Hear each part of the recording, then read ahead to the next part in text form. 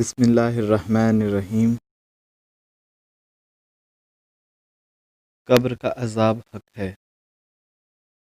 حضرت برا ابن عازب رضی اللہ تعالیٰ عنہ سے روایت ہے کہ رسول کریم صلی اللہ تعالیٰ علیہ وسلم نے فرمایا کہ مردے کے پاس دو فرشتے آتے ہیں تو اس کو بٹھا کر پوچھتے ہیں کہ تیرا رب کون ہے؟ تو مردہ کہتا ہے میرا رب اللہ ہے۔ تو فرشتے کہتے ہیں تیرا دین کیا ہے؟ وہ کہتا ہے میرا دین اسلام ہے۔ پھر فرشتے پوچھتے ہیں کون ہے یہ جو تم میں بھیجے گئے تھے؟ تو مردہ کہتا ہے کہ وہ رسول اللہ صلی اللہ تعالیٰ علیہ وسلم ہے۔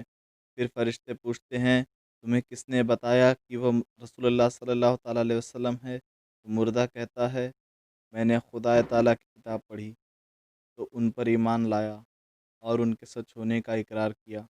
حضور صلی اللہ تعالیٰ علیہ وسلم نے فرمایا پھر ایک پکارنے والا آسمان سے پکار کر کہتا ہے کہ میرے بندے نے سچ کہا، تو اس کے لیے جنت کا بچھونا بچھاؤ اور اس کو جنت کا کپڑا پہناؤ اور اس کے لیے جنت کی طرف ایک دروازہ کھول دو، تو دروازہ کھول دیا جاتا ہے۔ حضور صلی اللہ تعالیٰ علیہ وسلم نے فرمایا تو اس کے پاس جنت کی ہوا اور مہک آتی ہے، اور جتنی دور تک وہ دیکھتا ہے وہاں تک اس کی قبر چوڑی کر دی جاتی ہے۔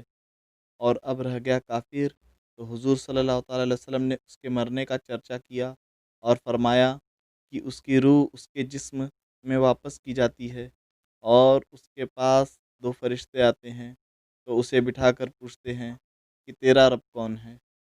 تو کافر مردہ کہتا ہے ہائے ہائے میں نہیں جانتا۔ پھر فرشتے پوچھتے ہیں تیرا دین کیا ہے؟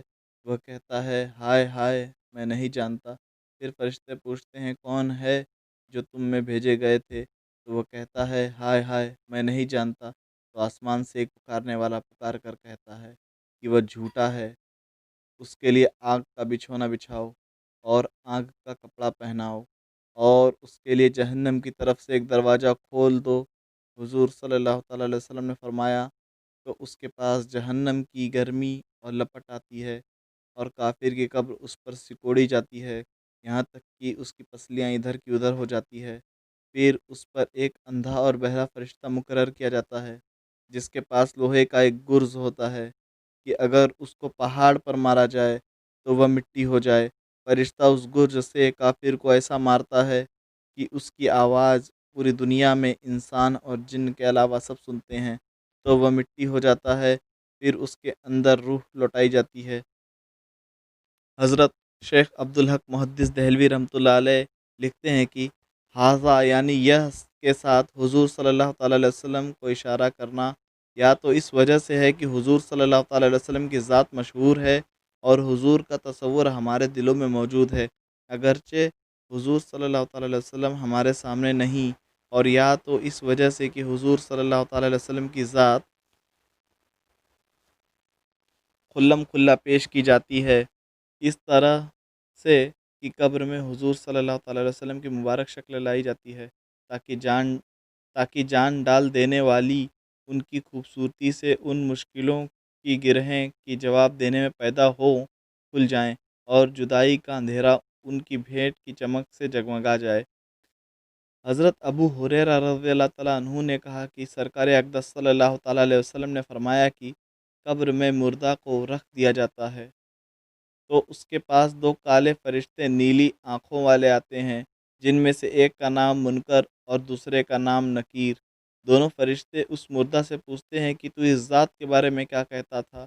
تو مردہ کہتا ہے کہ وہ خدا تعالیٰ کے بندے اور اس کے رسول ہیں۔ میں گواہی دیتا ہوں کہ اللہ تعالیٰ کے سوا کوئی عبادت کے لائق نہیں، اور گواہی دیتا ہوں کہ محمد صلی اللہ تعالیٰ علیہ وسلم اللہ تعالیٰ کے بندے اور رسول ہیں۔ وہ دونوں فرشتے کہتے ہیں کہ ہم پہلے سے جانتے تھے کہ تو یہی کہے گا۔ پھر اس کی قبر 70 گز لمبی اور 70 گز چوڑی کر دی جاتی ہے۔ اس کے بعد قبر میں اجالا کیا جاتا ہے، پھر اس سے کہا جاتا ہے سو جا۔ تو مردہ کہتا ہے کہ میں اپنے گھر والوں میں جا کر یہ حال ان کو بتا دوں۔ تو فرشتے کہتے ہیں سو جیسے دولہا سوتا ہے، جس کو صرف وہی شخص جگا سکتا ہے کہ جو اس کے گھر والوں میں سب سے زیادہ محبوب ہو، یہاں تک کہ خدا تعالیٰ اسے اس کی قبر سے اٹھائے گا۔ اور اگر مردہ منافق ہوتا ہے تو فرشتے کے جواب میں کہتا ہے کہ میں نے لوگوں کو جو کہتے ہوئے سنا تھا اسی طرح میں بھی کہتا تھا، خود میں کچھ جانتا نہیں تھا، تو فرشتے کہتے ہیں ہم لوگ جانتے تھے کہ تو ایسا ہی کہے گا۔ پھر زمین کو حکم دیا جائے گا، اس کو دبا تو وہ دبائے گی یہاں تک کہ اس کی پسلیاں ادھر کی ادھر ہو جائیں گی،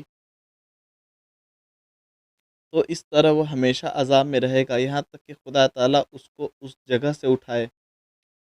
حضرت ابو سعید رضی اللہ تعالیٰ عنہ نے کہا کہ رسول کریم صلی اللہ تعالیٰ علیہ وسلم نے فرمایا کہ کافر پر اس کی قبر میں 99 اژدہے مقرر کیے جاتے ہیں جو اس کو قیامت تک کاٹتے ہیں اور ڈستے رہیں گے۔ ان اژدہوں میں کوئی ایک اگر زمین پر پھنکار دے تو زمین کبھی ہریالی نہ اگائے۔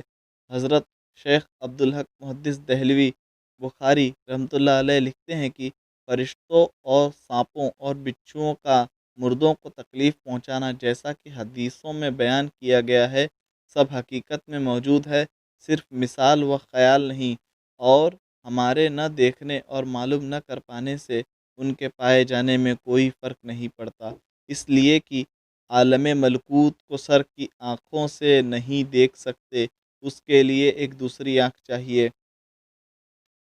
اور حضرت ملا علی قاری رحمۃ اللہ علیہ لکھتے ہیں کہ اگر کہا جائے کہ ہم لوگ مردہ کو اس کے حال پر دیکھتے ہیں، پھر کیسے بٹھا کر اس سے پوچھا جاتا ہے اور مارا جاتا ہے حالانکہ کوئی بات نظر نہیں آتی، تو جواب یہ ہے کہ ایسا ہو سکتا ہے کہ مردہ کے ساتھ سب کارروائیاں ہوں اور ہمیں نظر نہ آئے، اور اس کی مثال دنیا میں موجود ہے کہ سونے والا آدمی نیند میں آرام و تکلیف کی چیزوں کو دیکھتا ہے تو اس پر ان کا اثر ہوتا ہے، اور ہم اس کے پاس رہ کر نہیں معلوم کر پاتے کہ سونے والے پر کیا بیت رہی ہے، اور اسی طرح جاگنے والا آدمی اچھی یا بری خبر سن کر اور سوچ کر مزہ تکلیف پاتا ہے، اور پاس بیٹھے ہوئے آدمی کو کچھ پتہ نہیں چلتا۔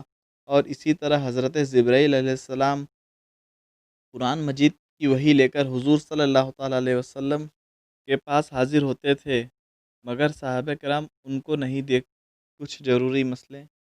مرنے کے بعد مسلمانوں کی روحیں اپنے اپنے درجے کے لحاظ سے کئی مقاموں میں رہتی ہے، کچھ لوگوں کی روحیں قبر پر، کچھ لوگوں کی زمزم کے کنویں میں، کچھ لوگوں کی آسمان و زمین کے بیچ میں، کچھ لوگوں کی پہلے دوسرے ساتویں آسمان تک، اور کچھ لوگوں کی آسمانوں سے بھی اوپر، اور کچھ لوگوں کی روحیں عرش کے نیچے قندیلوں میں، اور کچھ لوگوں کی اعلیٰ علیین میں، اور کافروں کی خبیث روحیں کچھ کی ان کے مرگھٹ یا قبر پر، کچھ کی چاہے برہوت میں، یمن میں ایک نالہ ہے، کچھ کی پہلی دوسری ساتویں زمین تک، اور کچھ کی اس کے نیچے سے جین میں، مگر کہیں بھی ہو اپنے بدن سے ان کا لگاؤ باقی رہتا ہے۔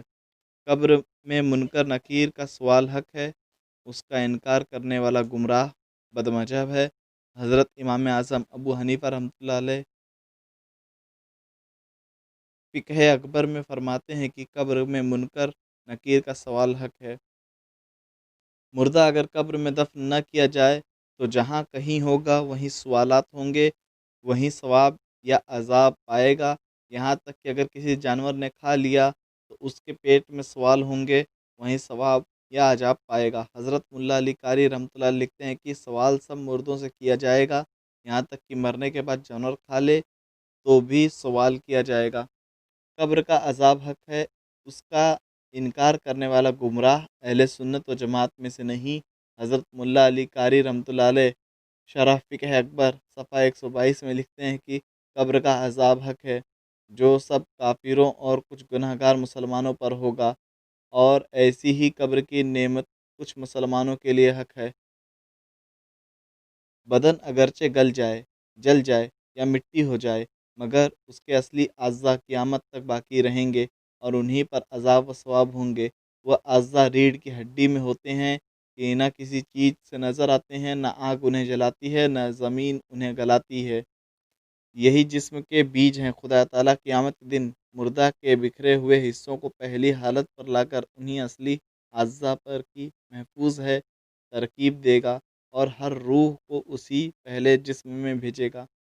نبی، ولی، عالم، شہید، قرآن کے حافظ جو قرآن مجید پر عمل کرتے ہوں اور جو محبت کے درجہ پر پہنچے ہوئے ہوں، اور وہ جسم جس نے کبھی گناہ نہ کیا ہو، اور وہ لوگ کہ ہر وقت درود شریف پڑھتے رہتے ہیں، ان کے بدن کو مٹی نہیں کھا سکتی۔ جو شخص نبیوں کے بارے میں یہ بری بات کہے مر کے مٹی میں مل گئے، تو وہ گمراہ، بددین، خبیث اور بے عزتی کرنے والا ہے۔